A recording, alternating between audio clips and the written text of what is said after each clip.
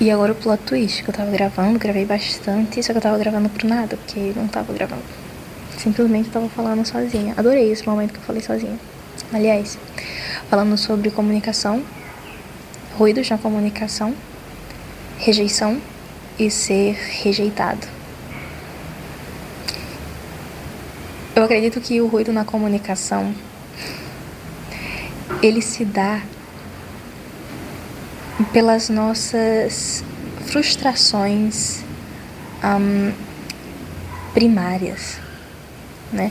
A gente aprende a se comunicar de uma forma e acaba caindo na ideia de que todos que encontramos vai entender a forma como nos comunicamos e na maioria das vezes não é uma habilidade que muitos desenvolvem, que é comunicação. Claro que a gente não pode dizer que ninguém procura desenvolver a comunicação. Até porque eu acredito que mesmo quando a gente não queira desenvolver a comunicação, a gente desenvolve, querendo ou não, mas existem ruídos nela que só uma análise muito certa pode corrigir ou ao menos dar ritmo a esse ruído. Tem uma passagem de um filme que eu não vou lembrar agora o nome, que diz que na comunicação existem 5 chances de falhar. A forma como eu digo pode ser mal interpretada, o que o outro ouve pode ser algo totalmente diferente de algo que eu disse, como o outro interpretou. Eu descobri, aliás, que falar pra mim é uma forma muito prática de me ouvir, sabe? Parar pra escutar o que eu tenho a me dizer. Porque às vezes o que faz o ruído acontecer é a nossa falta de tato consigo mesmo.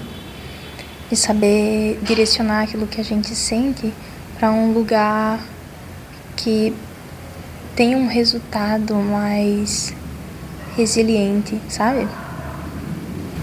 É me ouvindo, parando um momento, que às vezes eu descubro que a única coisa que eu preciso no momento para lidar com aquilo que acontece na minha realidade é uma pausa. E às vezes pausa não significa distração.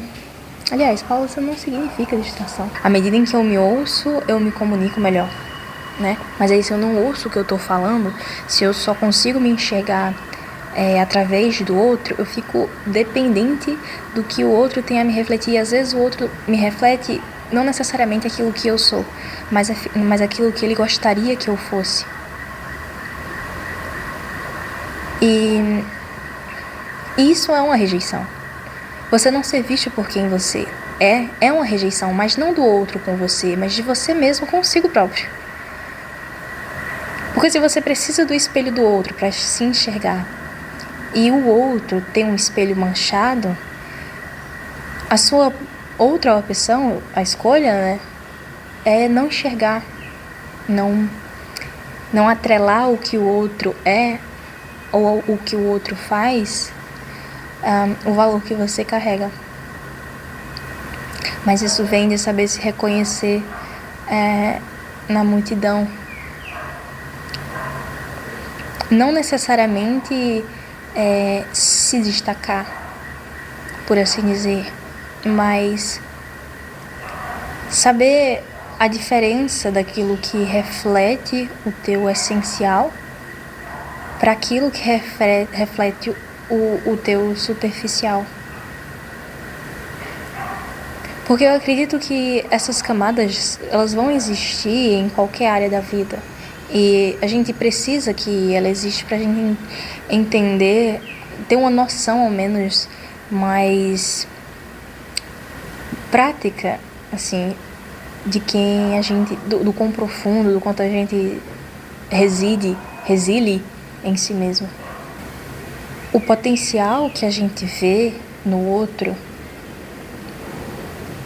Em suma, assim, na verdade, né, vai ser o potencial que a gente enxerga de si mesmo. Mas tem medo de alcançar.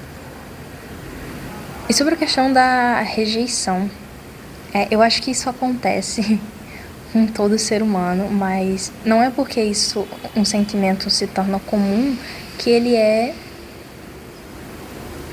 dispensável, banal, às vezes sim, ou que ele não tem valor. Pelo contrário, o sentimento que você sente continua sendo um sentimento, continua sendo digno de ser sentido, continua tendo a necessidade de ser sentido, porque ele existe, ao menos na realidade em que a gente consegue diferenciar os opostos. A rejeição vai acontecer, vai existir, e o sentimento de rejeição vai acontecer, vai existir, e não tem para onde você fugir, mas ele vai, de alguma forma, passar por você. Você pode se apegar a ele, você pode deixar ele passar, ou você pode transformar ele em alguma coisa a mais. Você pode contemplá-lo. Existem muitas formas para a gente lidar com esse sentimento, com essa sensação, com essa emoção que vem junto com a rejeição. Mas ela não deixa de ser real e ela não deixa de merecer ser expressada. A rejeição, ela acontece, né? O ser é rejeitado, a gente passa por todas as fases da rejeição, mas a gente também tem que aceitar que a gente rejeita, né? E principalmente essa questão de ser rejeitado, eu acredito que quando ela é vista do ponto de vista em que não é o outro que me rejeita, mas eu que estou rejeitando a mim mesma, você começa a enxergar as coisas que você está rejeitando de si, começa a trabalhar com essas coisas que você está rejeitando de si, sabe? Você está querendo entregar ao outro algo que ele não quer, e você não quer aceitar também que é seu, sabe? Que você está entregando alguma coisa ao outro, o outro tá rejeitando aquilo que eu estou entregando. Mas aí só existe o outro, você não é alguém a aceitar isso que você mesmo está entregando? Sabe aquela coisa de você tá dando pro outro uma coisa que você não tem? Não tô entendendo. Você, por exemplo, ama o outro, um amor que você queria receber, mas aí você tá dando pro outro algo que você quer, o outro tá rejeitando.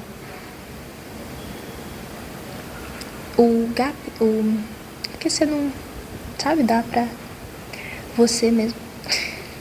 Existe essa opção. Só que eu acho que a gente fica muito preso na ideia de que só o outro pode fazer certas coisas por a gente. E realmente, só o outro pode fazer certas coisas por a gente. Só que o outro não é necessariamente uma forma. Não é como diz o meu amigo, é efêmero. O outro é efêmero. Ai, mas a essência que você busca, ela pode ser encontrada em você, ela pode ser encontrada no outro e em outras coisas, mas essa essência, ela não existe apenas no outro, ela é reconhecida. Dá pra entender? Eu acho que hoje estou chegando num raciocínio já longo demais e fora da terra demais. Enfim. De qualquer forma, eu descobri que falando comigo eu me escuto melhor. E talvez esse raciocínio também seja um raciocínio que se passe na mente de alguém ou que faça sentido para alguém além de mim. Ou não. Talvez alguém discorde totalmente. Mas isso aí é algo que só o outro vai decidir. Da minha parte, eu faço apenas refletir e ressoar, né? Às vezes nem sempre tem uma conclusão certa e nem sempre eu sei do que eu tô falando. Não, eu sei, mais ou menos. Tô descobrindo à medida que eu falo. Mas esse tipo de retorno que eu me dou me ajuda a escolher melhor os meus pensamentos. E de qualquer forma, é sempre bom dividir um pensamento. Vai que alguém esteja pensando algo igual ou tem algo a acrescentar. Vai que, nunca se sabe.